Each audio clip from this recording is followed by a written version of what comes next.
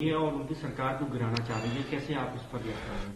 नहीं, देखिए, ये तो इस तरीके के हथकंडे तो भारतीय जनता पार्टी बहुत राज्यों में अपना रही है और वो दो एक तरीके से काम करती है। या तो पूरे के पूरे नेतृत्व को अपनी तरफ कर लो, या फिर अगर वो पार्टी नहीं आ पा रही है तो विधायकों को खरीदो। आपने देखा मध्य प्रदेश में यही हुआ, कर्नाटक में यही हुआ, पूरे नॉर्थ ईस्ट में ये हुआ और राज्यों में हुआ, और तमाम राज्यों में ये कोशिश कर रहे हैं।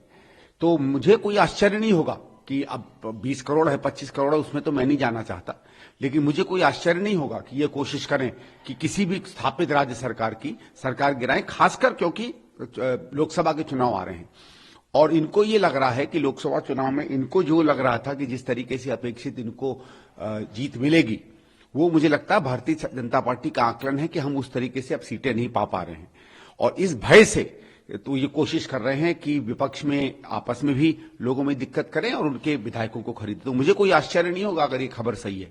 25 करोड़ की पेशकश की गई है। ये भी आरोप लगाया कि धमकी दी गई थी कि शराब नीति घोटाले में अरविंद केजरीवाल जल्द गिरफ्तार हो जाएंगे। क्या प्रतिक्रिया कांग्रेस की सर? बीजेपी हर जगह ऐसा करती है।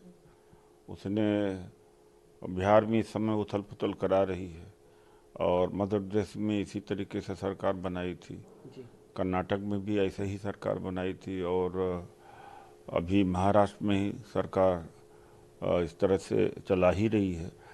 तो लालच देना, नहीं तो भय दिखाना, ईडी सीबीआई इनकम टैक्स का, तो संभव है कि ऐसा किया होगा बीजेपी से। बीजेपी ऐसा कर सकती है, इसमें कोई डाउट नहीं।